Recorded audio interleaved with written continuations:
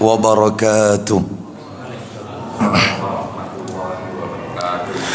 Alhamdulillah hamdan katsiran tayyiban mubarakan fi kama yuhibbu rabbuna wa yarda. Wa ashhadu an la ilaha illallah wahdahu la syarika lah. Wa ashhadu anna Muhammadan abduhu wa rasuluh.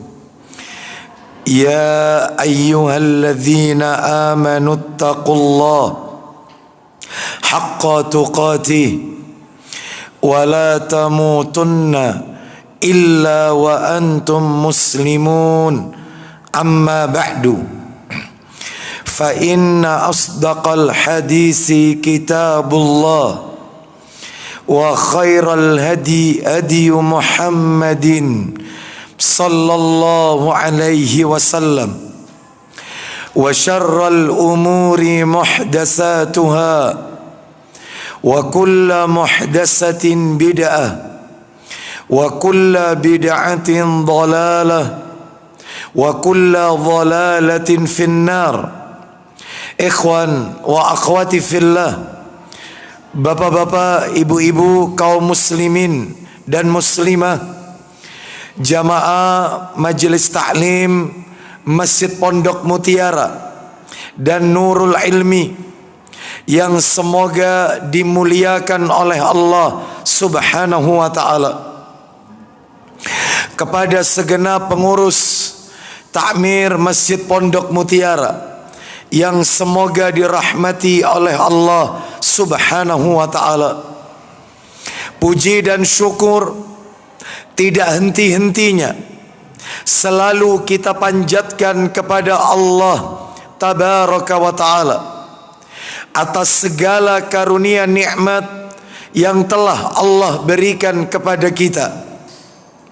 Dan di antara dari sekian banyak kenikmatan-kenikmatan tersebut yang kita rasakan pada sore hari ini adalah Allah Subhanahu wa ta'ala mempertemukan kita kembali di salah satu rumah Allah dari sekian banyak rumah-rumah Allah yang ada di muka bumi ini, yaitu Masjid Pondok Mutiara, dalam rangka talabul ilmi, menuntut ilmu.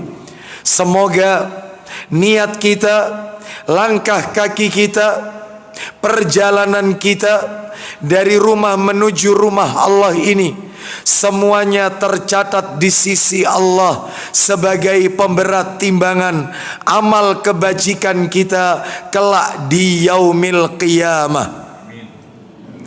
Lebih dari itu, Bapak Ibu sekalian, karena kita saat ini berada di hari Jumat dan waktunya adalah ba'da asar sampai nanti menjelang terbenamnya matahari, maka Rasulullah sallallahu alaihi wasallam mengingatkan kita semua dalam hadis yang diriwayatkan oleh At-Tabrani. Beliau bersabda, iltamisus sa'atal lati tarja fi yaumil jumu'ah ba'da salatil asri ila ghaibubatis syamsi. Artinya, carilah waktu, kata Nabi, carilah waktu yang diharapkan terkabulnya doa pada hari Jumat setelah asar hingga menjelang matahari terbenam. Karena doa di saat itu adalah doa yang tidak tertolak.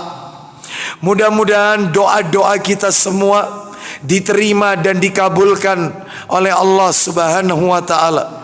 Terlebih doa kita yang kita tujukan kepada saudara-saudara kita di Gaza, Filistin.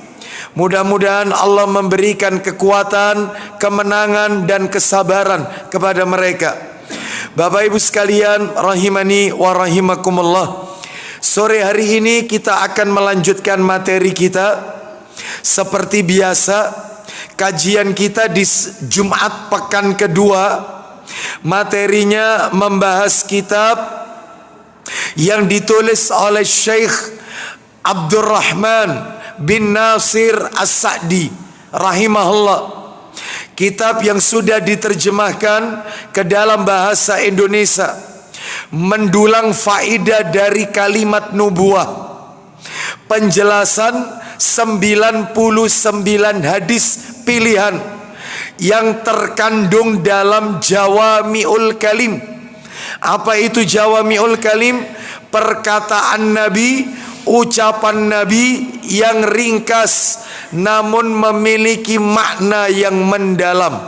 Itu. Nah, kita sudah sampai pada hadis nomor 7. Terakhir bulan yang lalu ya. Bulan yang lalu ya, Jumat kedua kita masih ketemu ya. Yang kita tidak ketemu itu di Jumat keempat kalau nggak salah. Iya, betul ya. Terakhir Jumat pekan kedua yang lalu, bulan yang lalu, kita masih berada di hadis nomor 7. Hadis yang diberi judul oleh muallif, oleh penulisnya, yaitu sifat-sifat orang munafik. Sifat-sifat orang munafik. Baik, tidak ada salahnya kita baca ulang hadisnya Bapak Ibu. Setelah itu nanti materinya sampai di mana, baru nanti kita lanjutkan. Baik, hadis yang berbicara tentang sifat-sifat orang munafik diriwayatkan oleh Imam Bukhari dalam sahihnya, Imam Muslim dalam sahihnya, begitu juga An-Nasai dalam sunannya, dan juga Imam Ahmad dalam musnadnya. Saya tidak perlu bacakan ulang nomor-nomornya ya, karena ini sifatnya cuman mereview. Dalil ini sudah kami bacakan pada bulan yang lalu. Ini sifatnya hanya mengingatkan aja. Baik, saya bacakan. An Abdullah bin Amr radhiyallahu anhuma anna Nabiyya sallallahu alaihi wasallam qala, dari sahabat Abdullah bin Amr, maksudnya bin Amr bin Amru radhiyallahu anhuma, semoga Allah meridhai keduanya, karena ayah dan anak sama-sama, anak dan ayah sama-sama sahabat Nabi. Abdullah bin Amru, Abdullah itu sahabat Nabi, ayahnya yaitu Amru juga sahabat Nabi. Karena anak dan bapak sama-sama sahabat Nabi, kita doakan dua-duanya radhiyallahu anhuma, semoga Allah meridhai keduanya. Dia berkata bahwa Nabi sallallahu alaihi wasallam bersabda, arba'un man kunna fihi kana munafiqan khalisan.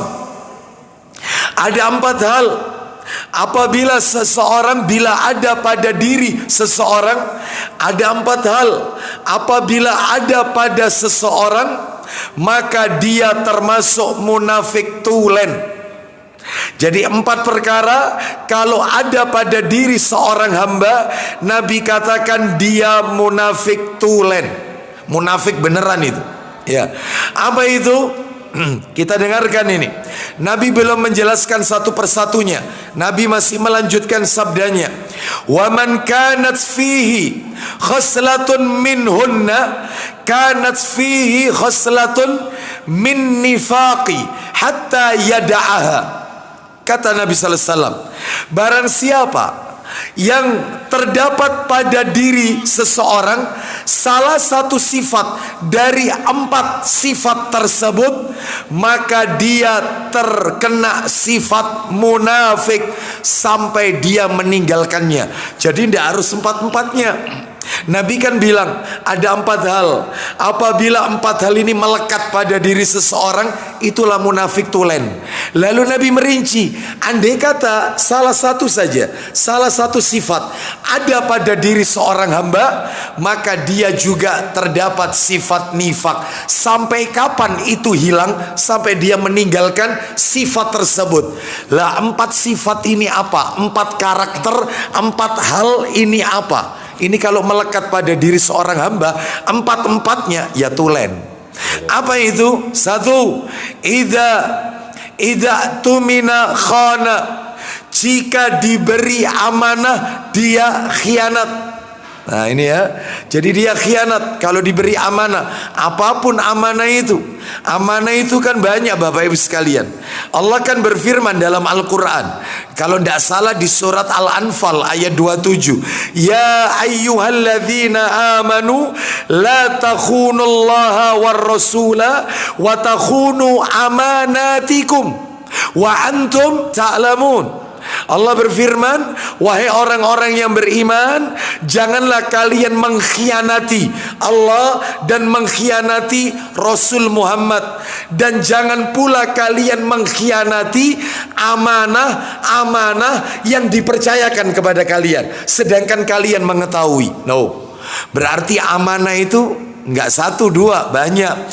Istri itu amanah, anak itu juga amanah. Makanya Nabi 14 abad yang silam di sebuah tempat namanya Namirah, yaitu di padang Arafah, saat Nabi wukuf, apa kata Nabi dalam khutbah Hajjatul Wada, haji perpisahan? Nabi mengatakan, fattaqullaha fin nisa, takutlah kalian dalam urusan perempuan. Fa innakum akhadtumuhunna bi amanillah.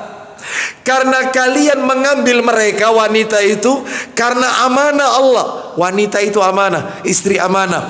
Wastahlaltum furujahunna bi kalimatillah, dan kalian halalkan kemaluannya, farjinya itu juga karena kalimat Allah. Maksudnya ijab qabul itu.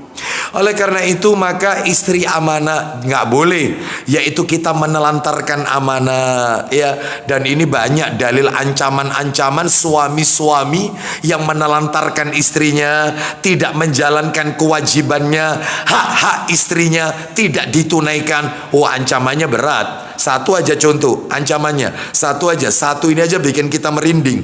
Satu, ancaman untuk setiap suami lelaki yang dia tidak membahagiakan istrinya. Apa kata Nabi? Ayyuma rajulin tazawwaja imra'atan ala maqalla minal mahri au kasura.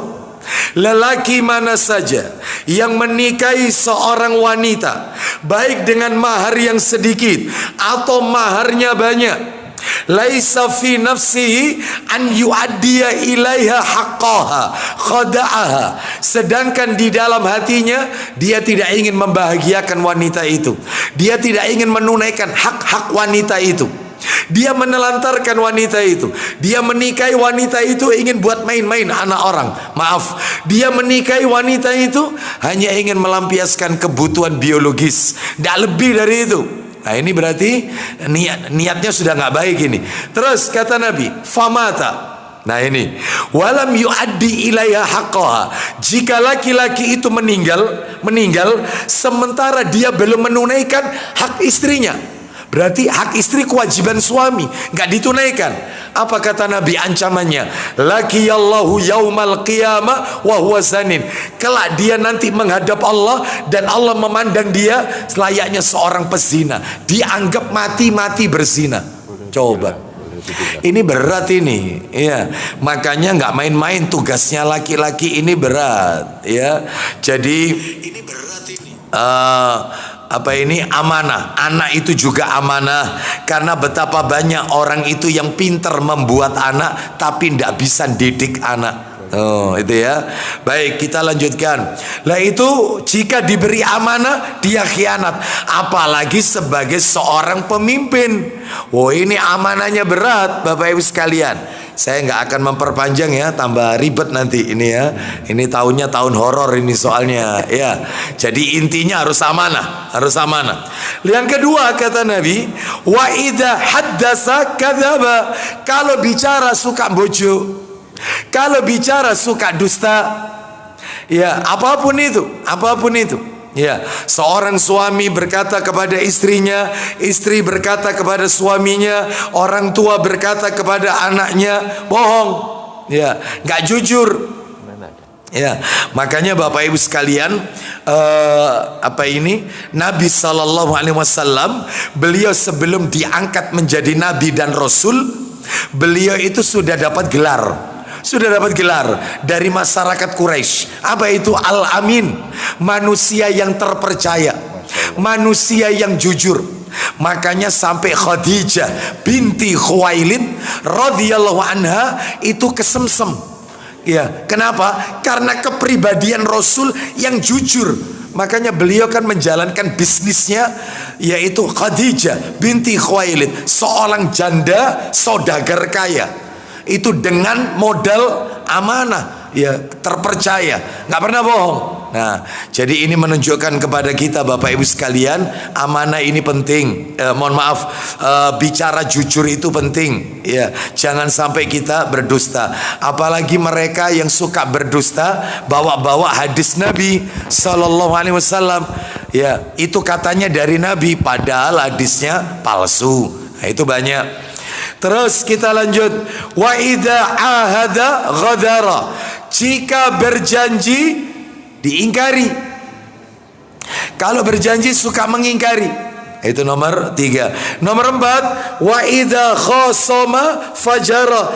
Kalau lagi berseteru ini lagi apa ini? Ya, lagi ada masalah, maka dia berbuat curang. Berbuat tipu muslihat. Nah, itu baik. Jadi ini adalah 4 karakter orang munafik. Bapak Ibu sekalian rahimani wa rahimakumullah, maka hadis ini, sifat-sifat orang munafik ini saya bagi menjadi 7 pelajaran, 7 poin. 7 poin. Yang pertama, Bapak Ibu sekalian, ini sudah ada kok. Ya, jazakallah khair. Apa beda dengan yang ini? Hah? Apa beda? Sama kok mereknya, insya Allah ya. Baik, ini dikasih 4 maksudnya sampai Isa ceramahnya ya. Bapak Ibu sekalian, rahimani wa rahimakumullah. Nah, saya bagi 7 pelajaran. Pelajaran yang pertama adalah definisi nifak. Apa sih nifak? Sudah saya sampaikan ini bulan yang lalu, kita lewati. Yang kedua, awal munculnya orang munafik. Di mana awal munculnya orang munafik ini? Itu juga saya sudah sebutkan sejarah munculnya orang munafik. Jadi awal-awal dalam sejarah Islam itu, setelah Nabi hijrah dari Mekah ke Madinah, ya, tepatnya setelah peristiwa perang Badar itu, ya. Saat itu di Mekah belum dijumpai orang munafik, belum. Ya, itu jadi munculnya itu setelah Nabi hijrah. Baik, kita lanjutkan ya. Jadi itu sejarah, kita nggak usah ulang lagi, itu sudah kami bahas. Yang ketiga Bapak Ibu, macam-macam nifak.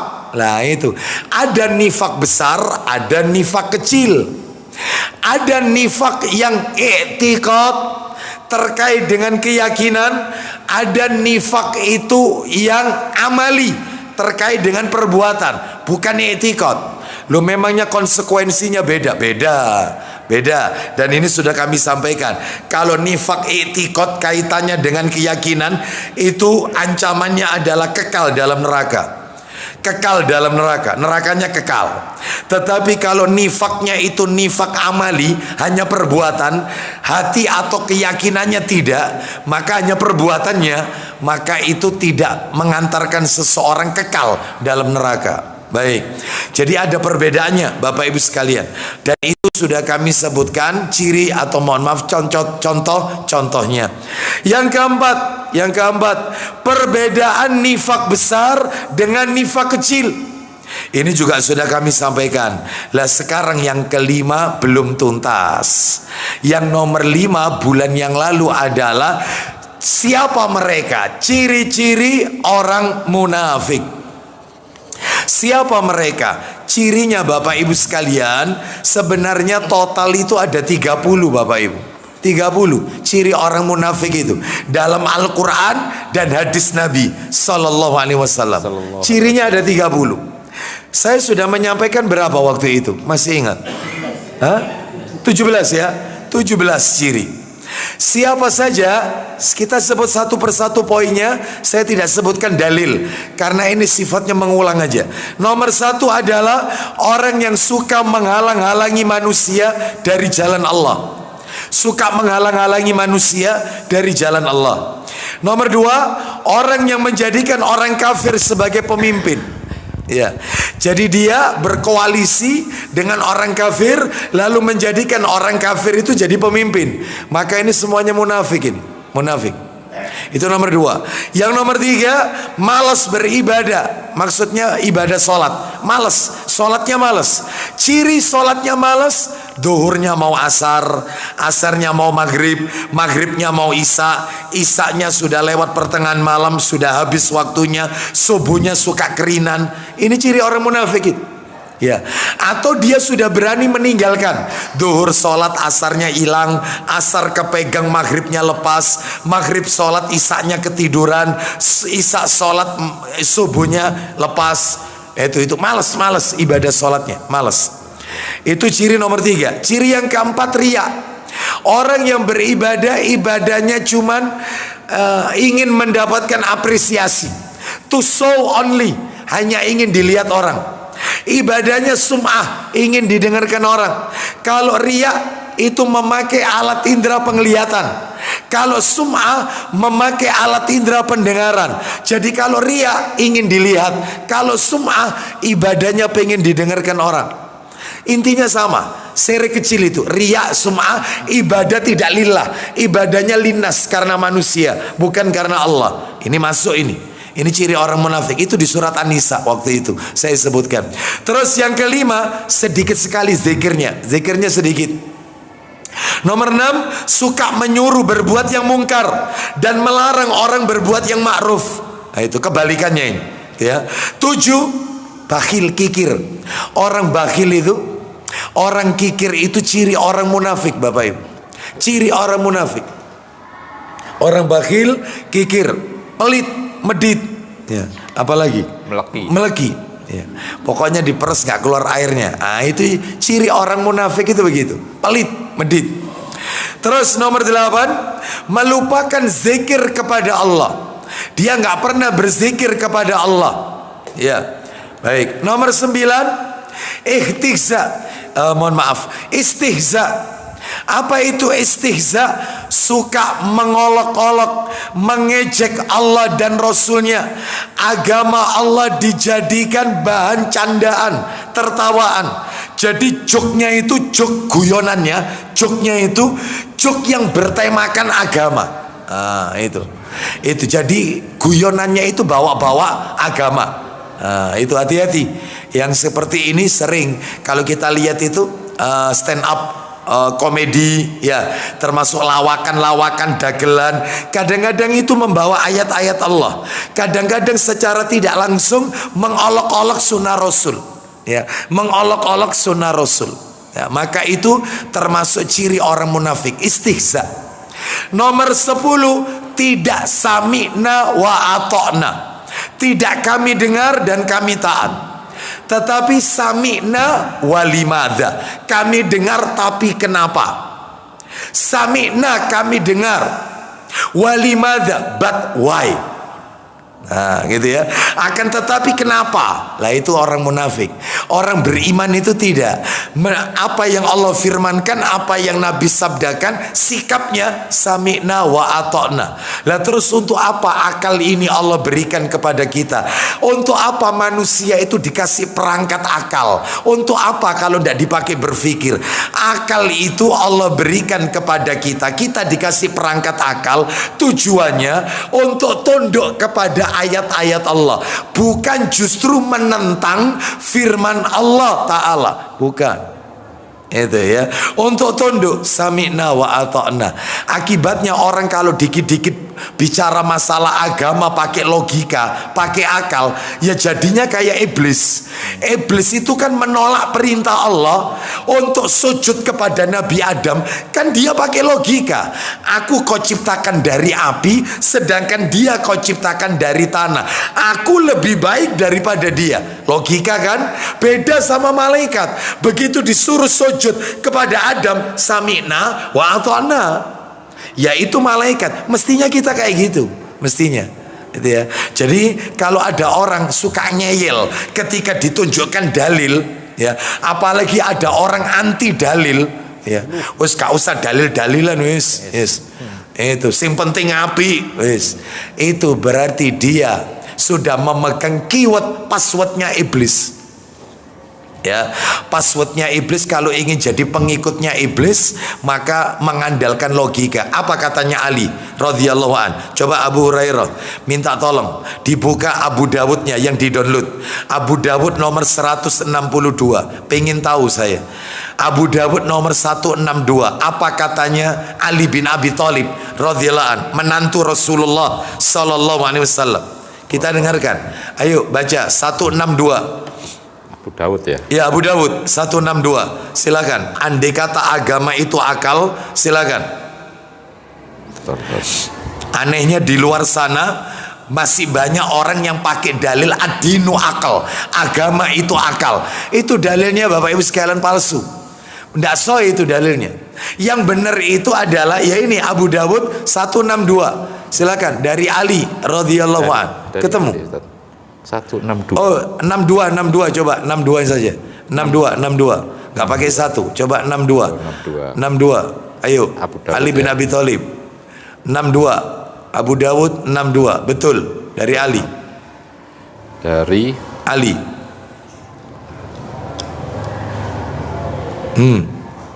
Yang berwudu dalam keadaan suci. Iya, nomor berapa itu? Nomor 62. 62. Bersuci. Hah? 162 yang betul ya? Ada. Ya, coba 162. Mana? Silakan. Kok enggak ketemu? Oh, enggak ketemu ya? Kok tumben Abu Hurairah enggak ketemu? Seandainya agama Islam itu ya? Iya, betul, ya itu. Ali bin Abi Thalib kan? Dari Iya. Ali ya. Iya, betul. Silakan. Ayo, baca. Dari Ali radhiyallahu anhu, dia berkata, Iya. seandainya agama Islam itu berdasarkan hasil pikiran. Loh, itu kan? Seandainya agama Islam itu berdasarkan hasil pikiran, akal, logika, rasio, maka Niscaya bagian bawah sepatu lebih pantas untuk diusap daripada bagian atasnya. jadi Ali bin Abi Thalib menjelaskan radhiyallahu an.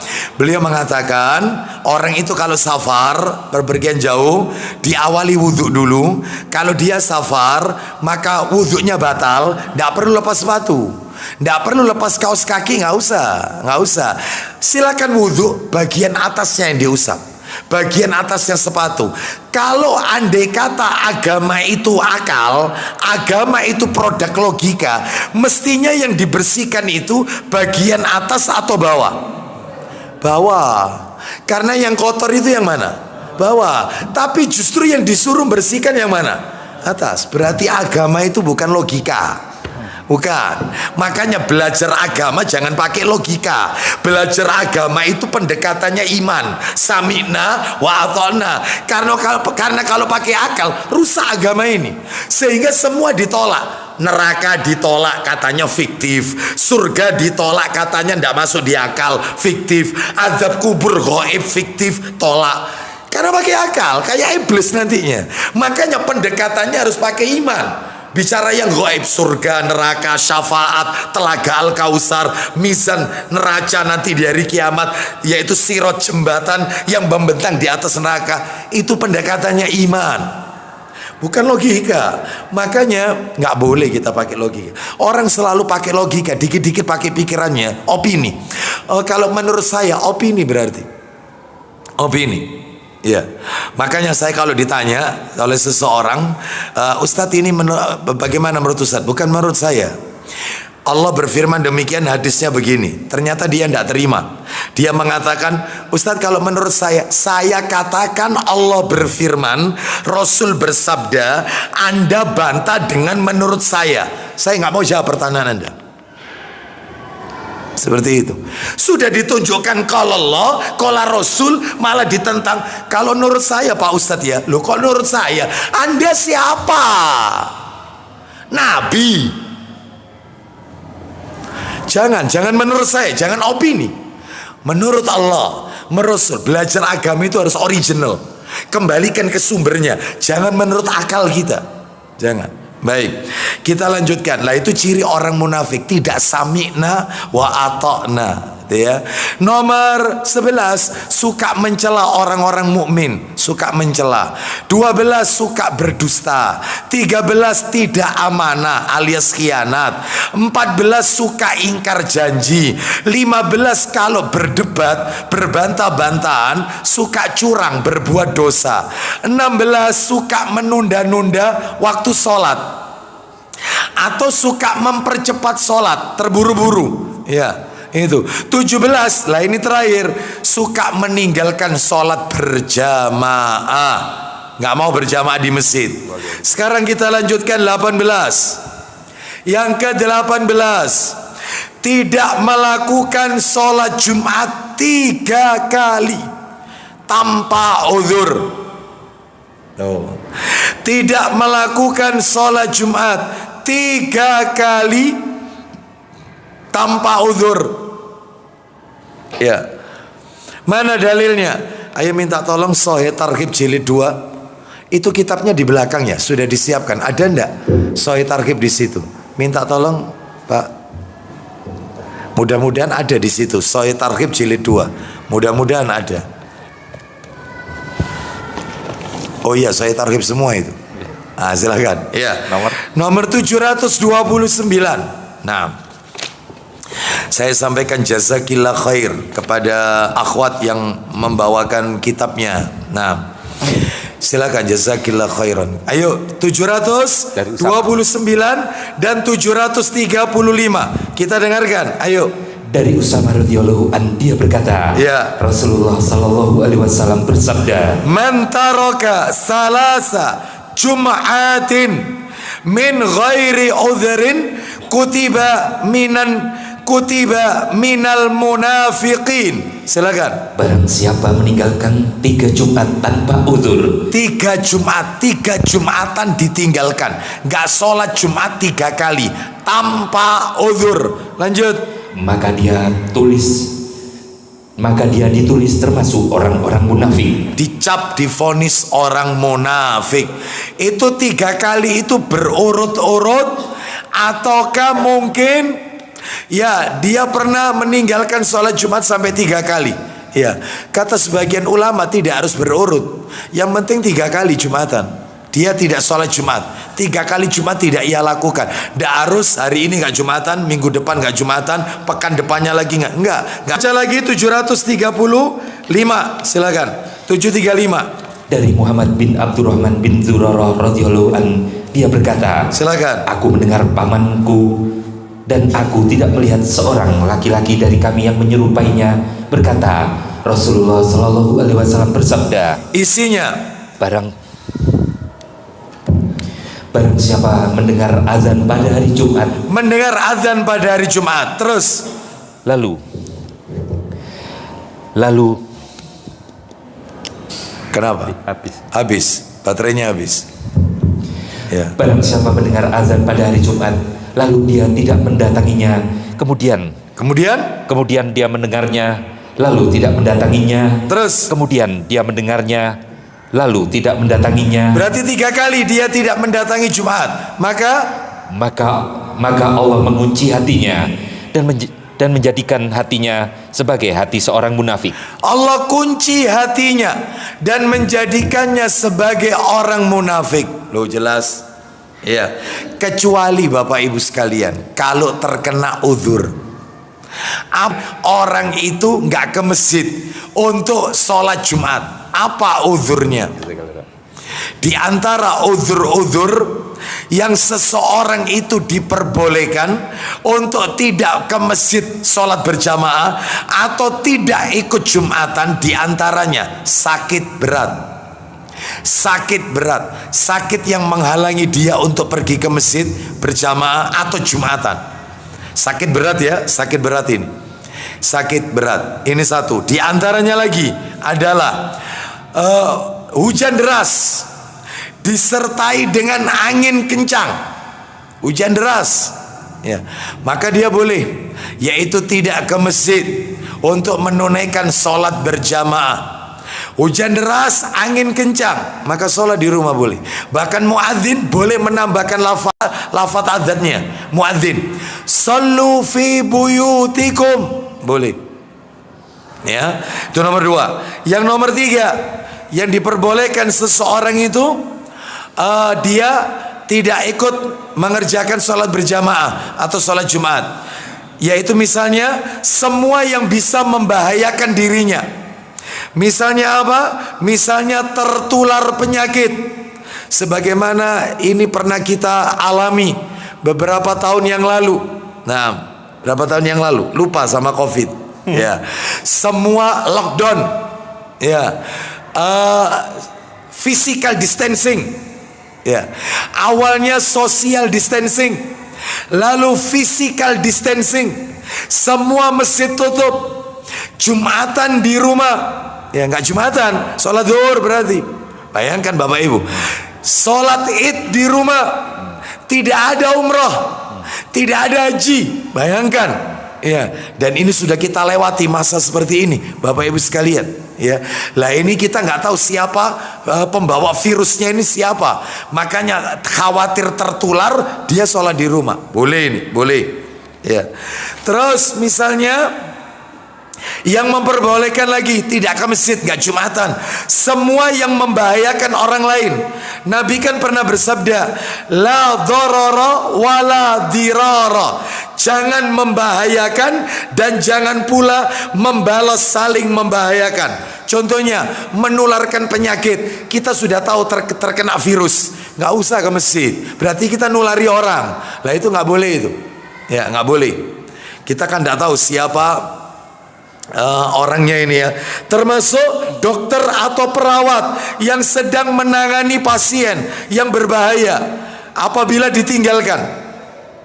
Ya, misalnya pasien ini kalau ditinggalkan berbahaya, maka dokter harus menyelesaikannya. Meskipun ini waktunya Jumatan, apa-apa, boleh, apa-apa. Termasuk petugas penjaga keamanan. Itu. Ini kalau ditinggal bahaya, hilang ini kendaraan ini. Apalagi masjidnya tidak ada pengamannya dan seterusnya, tidak ada CCTV, tidak ada ya macam-macam lah. Ya, maka apalagi sudah beberapa kali ada yang kehilangan, maka dalam hal ini boleh, tetapi dia tidak boleh terus menerus ini tukang parkir ini, dia harus bergantian dengan temannya. Baik, termasuk petugas yang mengatur lalu lintas. Ya, ini termasuk operator stasiun komunikasi, termasuk ATC. Ya, yang dia mengetahui kapan pesawat itu landing, kapan pesawat itu take off, dia yang ngatur. Lah ini kalau ditinggal bahaya, makanya dia tidak Jumatan, tidak sholat berjamaah di masjid, tapi tidak boleh terus menerus, harus bergantian dengan temannya. Nah seperti itu Bapak Ibu sekalian ya. Jadi termasuk yang terakhir, bolehnya orang itu tidak Jumatan, yaitu semua yang mengkhawatirkan. Semua yang mengkhawatirkan. Contohnya kayak apa? Semua yang mengkhawatirkan ini. Di antaranya adalah khawatir tertinggal dalam perjalanan. Misalnya, kita sudah boarding. Aduh, boardingnya jam sekian ini. Ini pesawat take off jam sekian. Ini Jumatan, mepet ini. Ya apa ini? Gak Jumatan. Nggak apa-apa. Khawatir tertinggal yaitu kendaraan. Khawatir tertinggal dalam perjalanan, boleh yang seperti ini. Termasuk misalnya ini kematian orang dekat dan kita tidak bisa bersamanya. Ini kalau tak tinggal berjamaah di masjid, sedangkan orang ini naza, tidak ada yang nemani, tidak ada yang mentalkin dia, bahaya ini, sehingga dia tidak berjamaah ke masjid. Gak apa-apa. Itu karena apa? Kematian orang dekat dan kita dikhawatirkan tidak bisa bersamanya saat dia wafat dan butuh untuk dibimbing. Nah itu nggak apa-apa ini yang seperti ini Bapak Ibu sekalian, dan masih banyak lagi yang lainnya. Wallahu a'lam bishawab ya. Tapi kalau ada unsur tahawunan, apa tahawunan?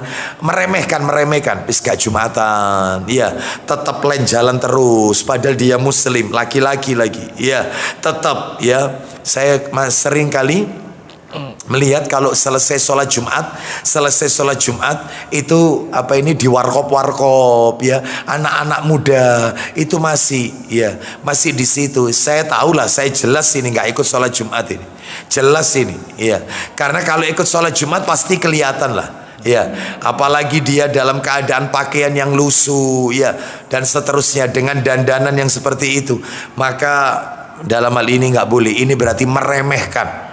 Lah ini yang divonis munafik. Ini ya, nggak boleh, hati-hati. Kita lanjutkan 19. Orang yang ucapannya keji, kotor, jorok. Lisannya itu keji, kotor, jorok. Itu ciri orang munafik. Kalau berkata itu mesti arahnya itu ke jorok. Ya. Atau kalau berkata mesti ngeluarkan kata-kata yang apa ya, misu, suruh bayuan itu loh. Sudah itu aja ya, seperti itu. Guyonannya itu kayak begitu ya. Kata-katanya kotor, sapaannya itu bukan sapaan yang islami, tapi sapaan yang kotor, jorok, keji. Nah itu ciri orang munafik Bapak Ibu. Terus 20 lo dalilnya nanti jadi satu. Dalilnya jadi satu.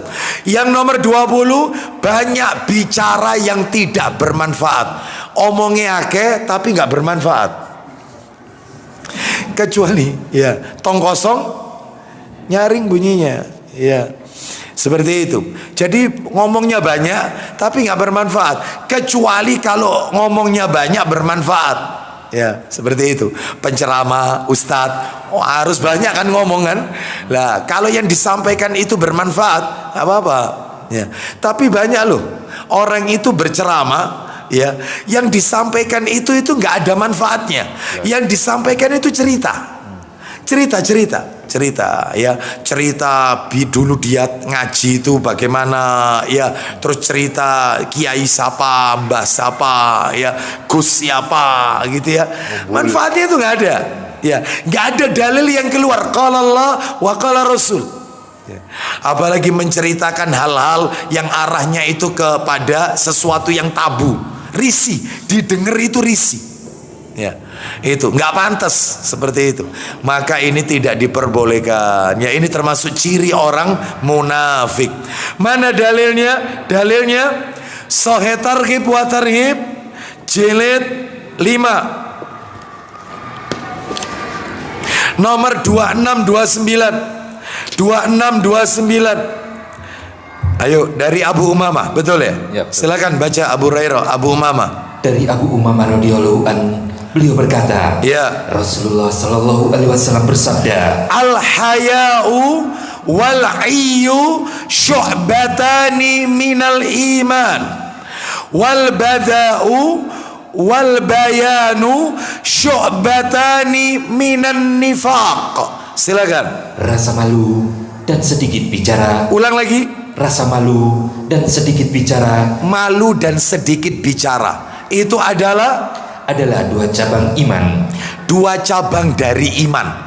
Itu malu dan sedikit bicara, dua cabang dari iman. Terus lanjut. Sedangkan berkata keji dan banyak omong adalah dua cabang kemunafikan. Seperti itu Bapak Ibu. Sedangkan berkata keji dan banyak omongnya itu cabang dari kemunafikan ya.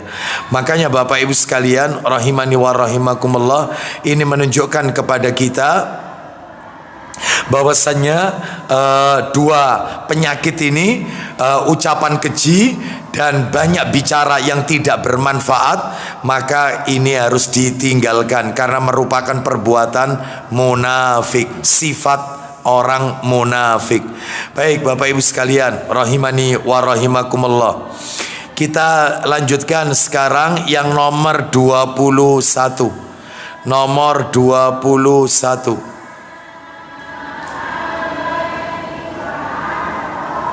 Ya, 21. Membenci sahabat Ansor. Intinya membenci para sahabat Nabi. Itu ciri orang munafik. Gak suka kalau disampaikan sahabat Nabi, itu gak suka. Terutama sahabat Ansor, sahabat Nabi yang ada tinggal di kota Madinah ya. Mana dalilnya? Dalilnya Sahih Bukhari. Buka Bukhari. Download. Nomornya asli, nomor asli 3783. Bukhari 3783. 37. Ya, silakan. 3783 Ustaz ya. Dari Ya. Dari Al-Bara' radhiyallahu an berkata, aku mendengar Nabi sallallahu alaihi wasallam, dia berkata, Al-Ansaru la yuhibbuhum illa mu'minun. Silakan. kaum Ansor tidak ada yang mencintai mereka kecuali orang beriman. Kaum Ansor, tidak ada yang mencintai orang Ansor kecuali mereka adalah orang yang beriman. Silakan. Dan tidak ada yang membenci mereka kecuali orang munafik. Tidak ada yang membenci orang Ansor melainkan mereka semua adalah orang munafik. Silakan. Barang siapa yang mencintai mereka, Allah akan mencintainya. Tuh, jelas sekali kan? Faman ahabbahum ahabbahullah. Siapa yang mencintai orang Ansor, maka Allah akan mencintai orang tersebut. Kebalikannya, waman abghadahum abghadahullah. Silakan. Dan siapa yang membenci mereka, Allah pun akan membencinya. Nah, siapa yang membenci mereka sahabat Ansor, maka Allah pun akan membenci mereka. Waliyadzubillah. Baik, kita lanjutkan Bapak Ibu sekalian, rahimani wa rahimakumullah. Nomor 22. Kita tutup sampai 23 Bapak Ibu. Kita tutup sampai 23. Nomor 22 adalah ciri orang munafik. 22. Ciri 22 adalah wanita yang masuk kategori al-mukhtali'ah. Apa itu al-mukhtali'ah? Wanita yang meminta cerai kepada suaminya, menggugat suaminya. Wanita yang meminta khulu. Nah, khulu itu gugat suami, minta cerai.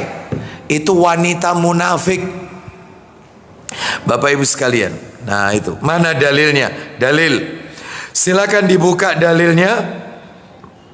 Sahih Targhib wa Tarhib, nomornya 2018 2018.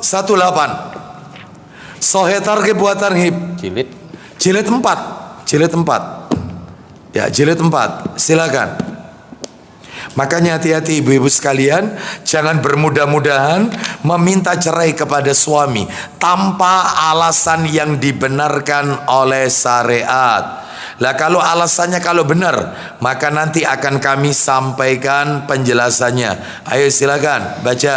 Dari Sauban radhiyallahu an, dari Nabi sallallahu alaihi wasallam, beliau bersabda, Apa isi sabdanya? perempuan mana saja yang meminta kepada suaminya untuk menceraikannya tanpa satu alasan pun, Ya. maka haram atasnya aroma surga. Ayyuma mra'atin sa'alat zawjaha talaqaha min ghairi ma ba'sin faharamun 'alaiha raihatul jannah.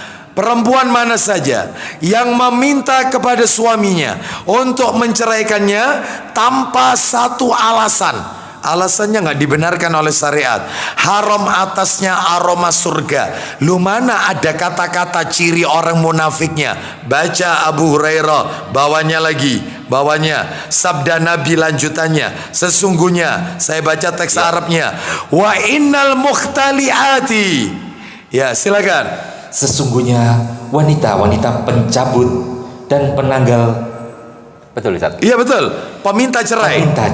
Merekalah wanita-wanita munafik. Loh, jelas Nabi yang bilang wanita yang meminta cerai kepada suaminya wanita munafik. Terus lanjut, dan tidaklah seorang perempuan meminta cerai kepada suaminya tanpa alasan, dan ia akan dapat dia akan dapat merasakan Tidak aroma. akan dapat merasakan aroma surga.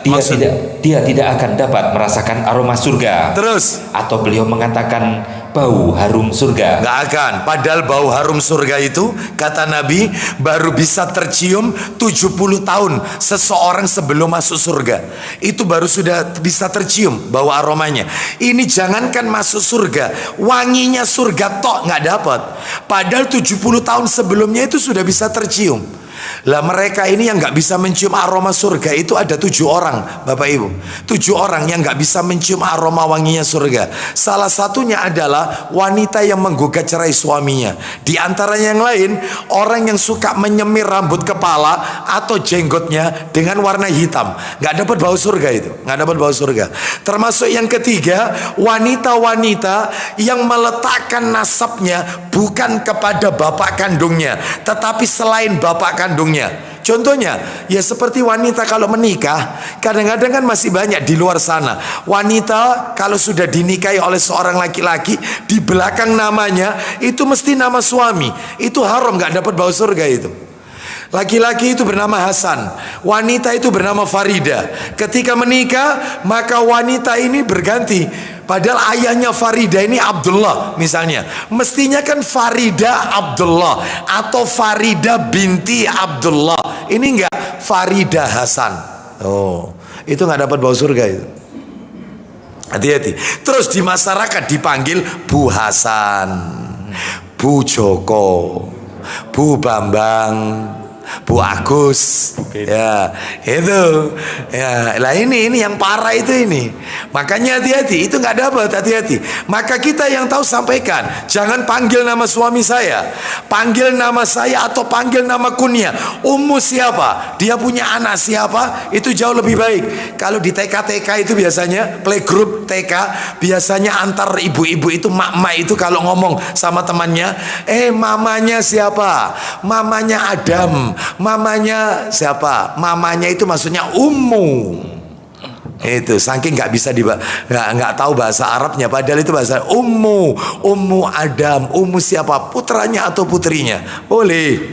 Ya, maka jangan meletakkan nama suami. Semua pemimpin di negeri kita, Bapak Ibu sekalian, semua istrinya ya itu di belakangnya nama suami. Nama suami atau tidak? Iyalah, ya. Sebutkan sendiri dalam hati Anda, tidak usah dia. Ya, baik. Jadi itu nggak boleh, itu dilarang. Ya, masih banyak orang-orang termasuk wanita yang gugat suaminya, termasuk wanita yang melakukan coba Abu Hurairah, Sahih Muslimnya dibuka itu, nomor 2004. Wanita yang nggak dapat bau surga itu siapa lagi? Yang nggak dapat bau surga. Wanita yang nggak dapat bau surga. 2004. Sahih Muslim 2004. Baca Abu Hurairah radhiyallahu an. Dari Abu Hurairah radhiyallahu an katanya, ya, Rasulullah sallallahu alaihi wasallam bersabda, isinya ada 2 macam penduduk neraka yang keduanya belum kelihatan olehku. Di zaman Nabi belum kelihatan, tapi nanti di akhir zaman akan muncul 2 golongan orang ini, 2 golongan manusia ini. Lanjut, silakan. Kaum yang memiliki cambuk seperti ekor sapi yang dipergunakannya untuk memukul orang. Maksudnya orang majikan yang semena-mena terhadap bawahannya, majikan yang tidak memberikan gajinya kepada karyawan, ya berbuat zalim sama karyawan. Itu maksudnya kezaliman. Termasuk munculnya bodyguard atau juru pukul. Nah itu ya, seperti itu. Ini. Terus nomor 2, wanita-wanita berpakaian tetapi sama juga dengan bertelanjang. Kok bisa berpakaian tapi kayak bertelanjang? Karena pakaiannya terlalu minim. 1 terlalu minim, 1, 2 terlalu tipis. Terlalu tipis. Nomor 3 atau tembus padang. Nomor 4 terlalu ketat. Nomor 5 atau pakaian yang merangsang pria karena sebagian auratnya terbuka. Bagaimana rambut mereka? Dan wanita-wanita yang mudah dirayu atau suka merayu, rambut mereka disasak bagaikan punuk onta. Kalau pakai jilbab naik ke atas seperti punuk onta, maka wanita tersebut tidak dapat masuk surga, bahkan tidak dapat mencium bau surga. Selesai. Itu nggak dapat bau surga. Ada apa? Makanya berdasarkan yang di sini, kalau memakai pakaian yang tebal, pilihlah pakaian yang kalau bisa warna gelap. Gelap tidak harus hitam. Gelap tidak identik hitam. Warna gelap. Jangan warna-warna yang soft, ibu-ibu. Pink, jangan. Pink, ya jangan. Hijau muda, jangan.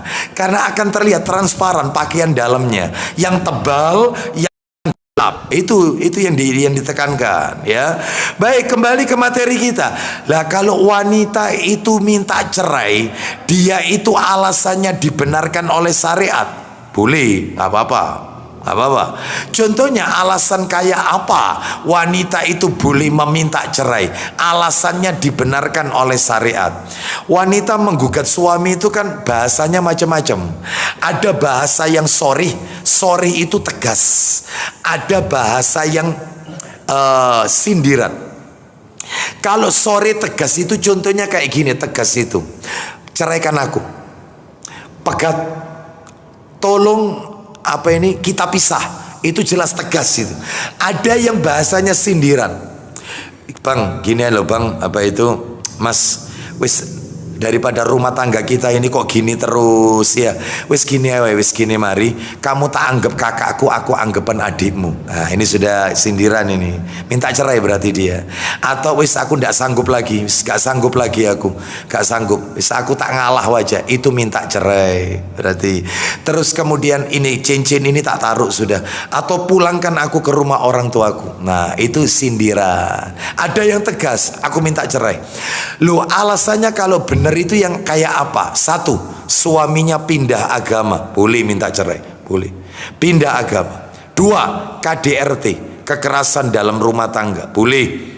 Tiga, suaminya terus-menerus melakukan maksiat, ya judi online, ya balik pulang mesti mabuk, mulutnya bau minuman, khomer, balik ketemu di HP-nya chattingan sama perempuan, zina. Balik dimaafkan, terus kasih rukso, kasih uzur, tetap aja penyakit ini, boleh minta cerai, boleh. Jelas melakukan maksiat, ini jelas. Tiga ini ya. Nomor 4, seorang suami yang nggak mau sholat, dia tahu sholat itu wajib tapi males sholat, nggak mau. Kafir berarti. Dia tahu kewajiban sholat itu rukun Islam, tapi tidak mau sholat, kafir, keluar Islam. Bahkan katanya Ibnu Mas'ud radhiyallahu anhu, orang tidak sholat itu adalah orang yang tidak punya agama, ateis. Hati-hati. Dia tahu kewajiban loh, dia tahu sholat itu wajib loh, 5 waktu itu, tapi nekat tidak sholat, maka kafir. Hati-hati ini nomor 4, wanita solihah tidak boleh disentuh oleh laki-laki yang tidak sholat.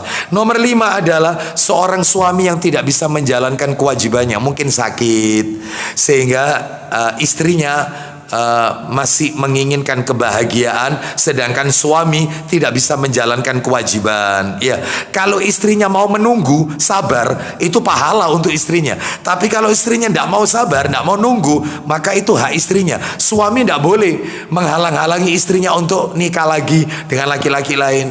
Ya, seperti itu. Wis bang, kalau kayak begini aku lebih baik kamu sendiri nggak bisa memenuhi kewajibanmu, dan sedangkan itu hakku dan aku juga sudah berusaha sabar, ya seperti itu. Wis gini aja bang, ya aku tak pisah aja, aku minta pisah aja, aku tak sama Abu Aslam, itu misa. Ini kenapa kok ndak ada amin? Ya amin, ya ndak ada yang amin. Sekarang langka mengucapkan amin ini. Amin ini langka, bahaya katanya. Horor katanya. Bayangkan. Padahal amin ini kabulkan ya Allah. Anehnya banyak orang yang tidak mau ucapkan amin. Bahaya katanya. Horor.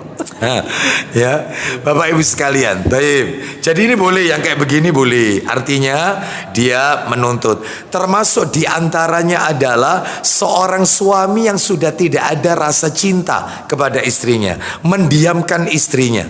Jadi seakan-akan wanita itu dia berkata, saya ini punya suami tapi seperti tidak punya suami.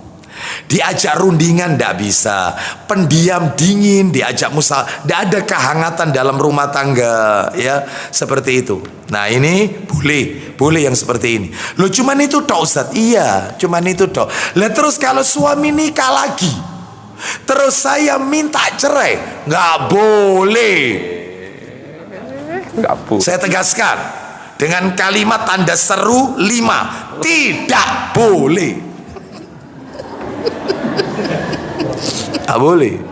Apalagi ngasih ancaman, kau pilih aku atau dia. Nggak boleh. Mestinya ibu-ibu bersyukur kepada Allah. Alhamdulillah. Bersyukur, kenapa? Karena suaminya dalam hal ini menjalankan sunnah. Kalau mengingatkan boleh, kalau mengingatkan boleh.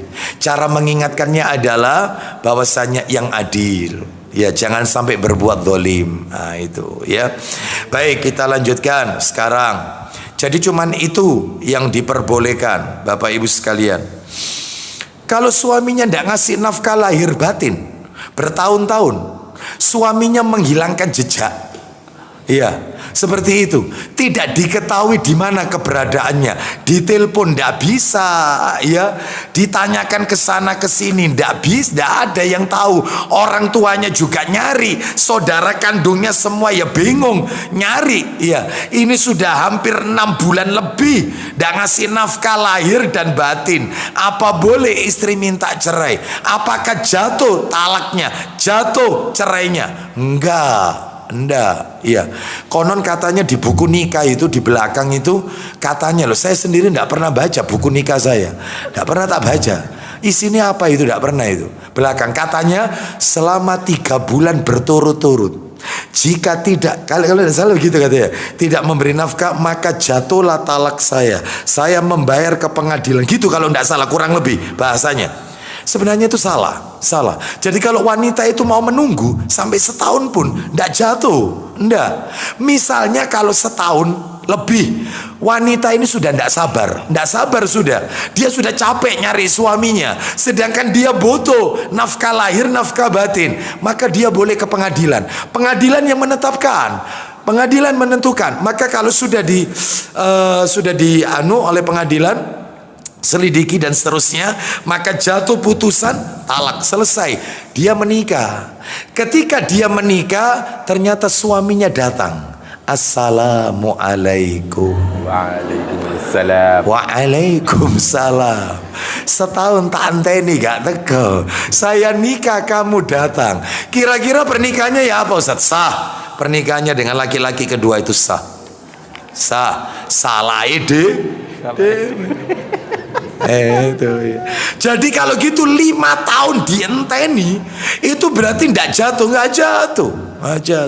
Tetap sah suami istri. 5 tahun nggak dikasih nafkah ini sah. Kecuali pengadilan yang memutus. Dia lapor pengadilan baru selesai, putus. Nah itu ya. Tuh itu loh ibu-ibu ya, dengan tegas sekali ya. Terus nomor 23. Ciri-ciri munafik nomor terakhir 23, yaitu wanita lagi nih nomor 23, wanita yang masuk kategori al-mutabarrijat. Ya. Apa itu al-mutabarrijat? Wanita pengumbar aurat, tabarruj. Wanita yang melakukan tabarruj. Itu tabarruj, sabar, kita dengarkan dulu dalilnya. Dalilnya saya bacakan di kitabnya Syekh Dr. Muhammad Musa Nasr, halaman 121 rahimahullah, ya, dalam bukunya berjudul Munafik Menurut Al-Quran dan As-Sunnah. Itu kalau tidak salah Sahih Targhib wa Tarhib itu ada. Sebentar saya carikan. Sahih Targhib wa Tarhib itu kalau tidak salah jilidnya jilid 4. Itu nanti ada kok, ada jilid 4. Itu daftar isinya tentang bab pernikahan.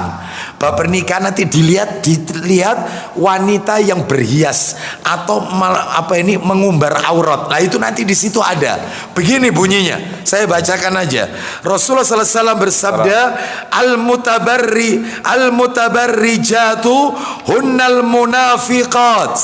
Wanita yang tabarruj adalah wanita munafik. Tabarruj. Lah tabarruj itu apa? Wanita yang, perhatikan, wanita yang menampakkan perhiasannya kepada laki-laki yang bukan mahram. Nggak boleh cincinnya, pakai gelang diperlihatkan kepada laki-laki bukan mahram. Nggak boleh, tertutup, nggak boleh. Ya, silakan ibu-ibu kalau mau pakai perhiasan sekujur tubuh, mulai hidung ditendek, anting-anting, sampai gelang itu sampai di sini gelang itu. Ya, sampai mana ini? Bau. Jadi kayak Gajah Mada gitu kira-kira ya. Sampai di sini sudah. Itu yang namanya bingle, itu kan mestinya di mata kaki, itu sampai lutut. Misalnya, nggak apa-apa. Ya, di rumah tapi di rumah silakan berhias, ya, tampil cantik di hadapan suami, ya, seperti itu, berhias di depan suami. Kalau keluar nggak boleh, apalagi banyak wanita yang jilbabnya dikasih pernak-pernik, itu sama dengan tabarruj. Jadi jilbab dikasih bros, apalagi ada yang brosnya itu pakai intil-intil, itu apa itu intil-intil? Yang sininya ada kayak ada apanya itu, ya betul ya? Kerincikan. Loh Ustadz kok tahu? Pas lewat saya soalnya. Iya, pas lewat ya. Nggak boleh yang kayak gini, nggak boleh ya. Maka itu namanya berhias. Pakai jilbab itu yang polos, jangan ada pernak-perniknya sehingga menjadi pusat perhatian. Itu namanya tabarruj. Entah karena coraknya, entah karena ada pernak-perniknya, macam-macam pokoknya. Jangan ya. Baik, sekarang kita masuk materi yang nomor 6. Nomor 6 Bapak Ibu sekalian, balasan bagi orang munafik. Saya tutup sampai 6 ya, balasan bagi orang munafik karena waktunya. Insya Allah yang nomor 7 kita lanjutkan pada kesempatan yang akan datang. Dan kalau memang masih ada waktunya, saya tambahkan materi yang baru nanti bulan depan. Amin. Kalau memang masih ada waktunya. Amin. Nomor 6 sekarang ya, materi nomor 6. Apa itu? Balasan bagi orang munafik. Iya betul ya? Betul. Ya, balasan. Ada 5 balasannya. 5 bagi orang munafik, 5 balasan. Satu, tempatnya di akhirat neraka paling bawah. Tempatnya di akhirat neraka paling bawah. Jadi keraknya neraka. Sebagian orang bilang intipnya neraka. Keraknya neraka paling bawah. Orang munafik itu paling bawah. Neraka paling dasar, paling bawah. Dalilnya siapkan An-Nisa 145. An-Nisa ayat 145. An-Nisa 145. Allah berfirman, Innal munafiqina fid darkil asfali minan nari wa lan tajid lahum nasira. Silakan. Sungguh orang-orang munafik itu ditempatkan pada tingkatan yang paling bawah dari neraka. Paling bawah terus. Dan kamu tidak akan mendapat seorang penolong pun bagi mereka. Nomor 2, balasan bagi orang munafik. Tempatnya neraka jahanam. Tempatnya neraka jahanam, mendapat laknat. Dapat laknat. Ya, dan mendapat azab yang kekal. Sudah di neraka jahanam, dilaknat, dikutuk oleh Allah, azabnya kekal. Makanya kan saya pernah bilang, penduduk neraka permanen, penduduk neraka yang kekal permanen, nggak mungkin keluar. Sebagaimana tidak mungkinnya onta masuk ke lubang jarum, nggak mungkin. Onta bisa masuk ke lubang jarum, nggak mungkin. Seperti itulah tidak mungkinnya 3 orang ini penduduk neraka permanen. 3 orang. 1 orang kafir, 2 musyrik. Innalladzina kafaru min ahlil kitabi wal musyrikina fi nari jahannama khalidina fiha ulaika syarrul bariyah. Surat Al-Bayyinah kan itu ya, surat nomor 9. Lam yakunil ladzina kafaru, surat 96 itu. Orang kafir, 2 orang musyrik. Nomor 3 munafik. Orang munafik itu kekal, laknat, azabnya kekal. Gak mungkin keluar dari neraka, gak mungkin. Lu munafik yang bagaimana? Nanti tak jelaskan. Nanti saya jelaskan. Itu dalilnya di mana? At-Taubah 68. Surat At-Taubah 68. Surat 9 At-Taubah ayat 68. Allah berfirman, وعد الله المنافقين والمنافقات والكفار نار جهنم خالدين فيها هي حسبهم ولعنهم الله ولهم عذاب مقيم. kali ayatnya digandengkan, orang munafik sama orang kafir. Silakan, ayo. Allah menjanjikan mengancam orang-orang munafik, laki-laki dan perempuan, dan orang-orang kafir. Apa ancamannya? Dengan neraka jahanam. Selain diancam neraka, mereka kekal di dalamnya. Selain kekal, cukuplah neraka itu bagi mereka. Allah melaknat mereka. Selain mendapatkan laknat, dan mereka mendapat azab yang kekal. Bertubi-tubi sudah, bertubi-tubi sudah. Sudah masuk neraka, dilaknat, azabnya kekal, nerakanya kekal. 2 kali disebut kekal dalam ayat ini. Sudah nggak mungkin keluar. Munafik kayak apa ini Ustaz? Munafik yang i'tiqad, keyakinan, mengingkari Nabi Muhammad, tidak percaya dengan syariatnya Nabi Muhammad, meyakini masih ada petunjuk yang lebih baik daripada petunjuk Rasulullah. Oh, keluar sudah. Munafik i'tiqad ini. Dia lebih meyakini petunjuk selain Rasul lebih keren, meyakini petunjuk selain Rasul itu lebih baik daripada petunjuk Rasulullah SAW. Oh iya, petunjuk Rasul itu ke Arab-Araban, cocok untuk orang Timur Tengah. Sedangkan kita bukan orang Timur Tengah, maka ini yang lebih layak. Oh, ini munafik i'tiqad ini. I'tiqad ini. Suka tidak suka, kau harus yakin tahu bahwasannya Nabi kita ini orang diutus di negeri Arab, Al-Qur'annya bahasa Arab. Ya, suka tidak suka kau dengan orang Arab. Kadang-kadang nah yang seperti ini bisa mengeluarkan dia dari Islam karena benci dengan apa? Dikit-dikit sunnah Rasul benci. Seperti itu. Ya, baik, kita lanjutkan. Sekarang yang nomor 3.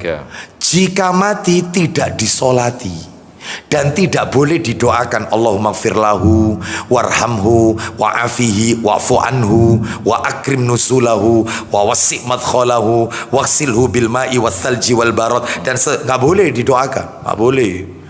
Kalau mati tidak usah disolati dan tidak perlu didoakan. Di mana dalilnya? At-Taubah 84. At-Taubah 84. At-Taubah 84. Silakan kita dengarkan baik-baik. At-Taubah 84. ولا تصل على أحد منهم مات أبدا ولا تقم على قبره إنهم كفروا بالله ورسوله وماتوا وهم فاسقون.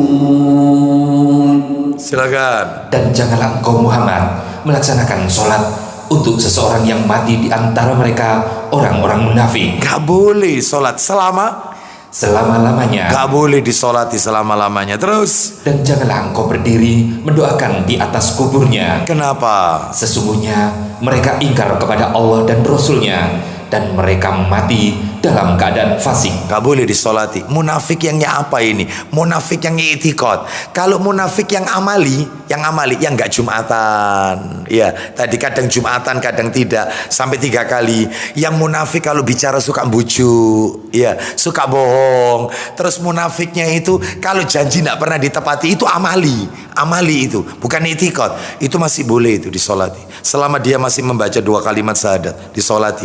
Ini yang gak boleh itu yang i'tiqad. Contohnya yang i'tiqad banyak, kan sudah pernah tak jelaskan. Misalnya adalah membenci Nabi Muhammad, mendustakan ajarannya Nabi Muhammad SAW, ya, terus merasa gembira jika agama Rasulullah SAW itu dalam kondisi mundur, ya, seperti itu. Merasa sempit dadanya dengan sunnah Rasul, benci. Nah, itu munafik i'tiqad itu. I'tiqad sudah. Ya. Tapi kalau yang amali kayak tadi itu amali, seperti wanita memamerkan perhiasannya, ya, itu amali itu. Selama dia masih Islam, baca 2 kalimat syahadat, maka syahadatnya tidak batal. Karena apa? Karena dia nifaknya nifak perbuatan, bukan keyakinan. Nah itu. Sebab kalau keyakinan bahaya ini. Terus yang nomor 4, mendapatkan azab kubur. Lah ini termasuk amali ya i'tiqad, dapat azab kubur. Cuman kalau i'tiqad itu kekal azabnya. Kalau amali enggak Enggak, itu bedanya itu Bapak Ibu, bedanya. Makanya ada nifak besar, ada nifak kecil. Nifak besar itu i'tiqad, nifak kecil itu amali, perbuatan. Nah itu maksudnya. Dalilnya di mana mendapatkan azab kubur? At-Taubah lagi. Banyak At-Taubah ini. Ayat 101, At-Taubah 101, At-Taubah 101. وممن حولكم من الأعراب منافقون ومن أهل المدينة مردوا على النفاق لا تعلمهم نحن نعلمهم سنعذبهم مرتين ثم يردون إلى عذاب عظيم. Silakan. Dan di antara orang-orang Arab Badui yang tinggal di sekitarmu ada orang-orang munafik. Terus Dan di antara penduduk Madinah ada juga orang-orang munafik. penduduk Madinah juga ada orang munafik. Terus Mereka keterlaluan dalam kemunafikannya. kamu Muhammad tidak tahu mereka. Silakan. Engkau Muhammad tidak mengetahui mereka, Tetapi kami, kata Allah. tetapi kami mengetahuinya. Oh, karena munafik itu hati soalnya. Allah yang tahu. Terus lanjut. Nanti mereka akan kami siksa 2 kali. Ulang lagi nanti. Nanti mereka akan kami siksa 2 kali. Terus selain disiksa 2 kali, lanjut. Kemudian mereka akan dikembalikan kepada azab yang besar. Coba siksa 2 kali terus ada azab yang besar. Apa itu azab yang besar? Neraka. Lah siksa 2 kali ini apa ini? Mendapatkan yaitu fitnah kubur dan azab kubur. Di kuburan dapat, ya, tidak dimudahkan menjawab pertanyaan kubur, fitnah kubur, terus kemudian dapat siksa kubur, azab kubur, plus nanti dibangkitkan masuk neraka, nyambung terus. Azab kubur terus nyambung di akhirat masuk neraka, nyambung. Nah itu ya, mendapatkan azab kubur. Terakhir penutup, tidak mendapatkan cahaya di akhirat. Orang munafik nggak dapat cahaya. Padahal orang kalau mau ke surga butuh bekal cahaya. Orang kalau nggak punya cahaya nggak bisa masuk surga. Mana dalilnya? Quran surat 57, surat Al-Hadid surat 57. Ayo kita tutup kajian kita dengan ayat ini. Surat 57 ayatnya ayat 12 sampai 14. Surat 57 ayat 12 sampai 14. يوم ترى المؤمنين والمؤمنات يسعى نورهم بين أيديهم وبأيمانهم بشراكم اليوم جنات تجري من تحتها الأنهار خالدين فيها ذلك هو الفوز العظيم. Munafik. يوم يقول المنافقون والمنافقات للذين آمنوا انظرونا نقتبس من نوركم قيل ارجعوا وراءكم فالتمسوا نورا فضرب بينهم بسور له باب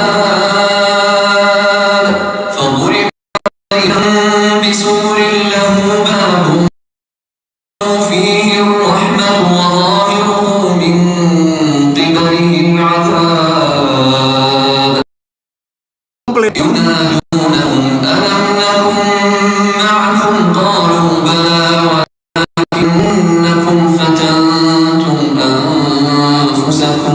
ولكنكم فتنتم أنفسكم وتربصتم وارتبتم وغرتكم الأماني حتى جاء أمر الله وغركم بالله الغرور. Silakan.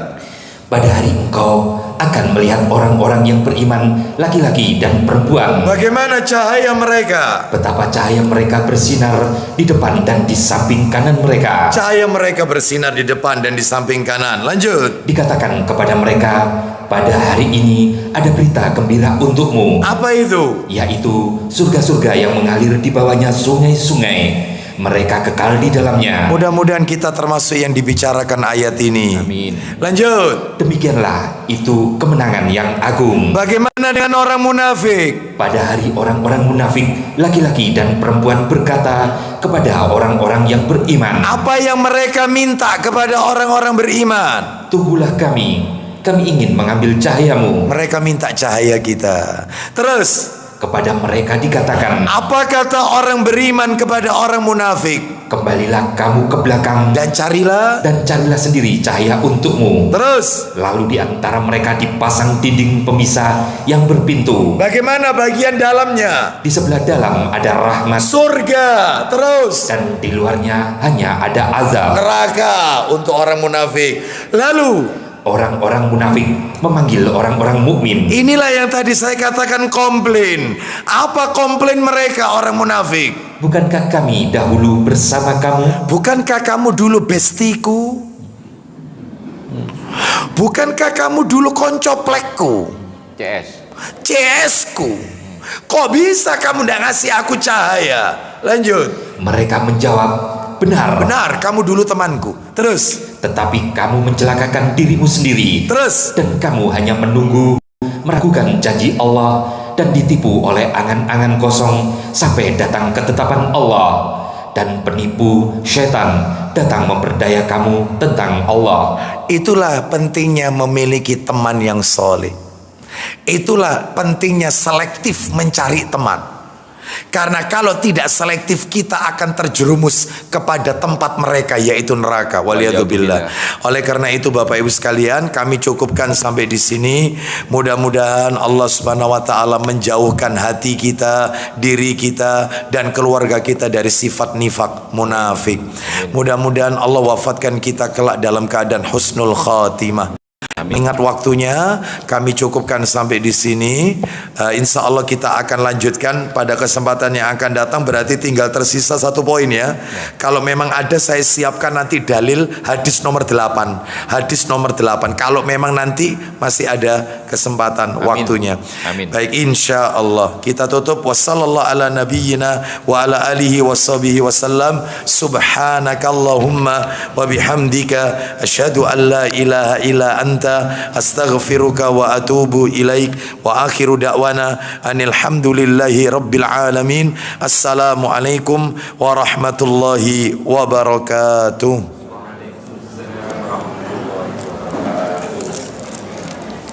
Saya minum ya.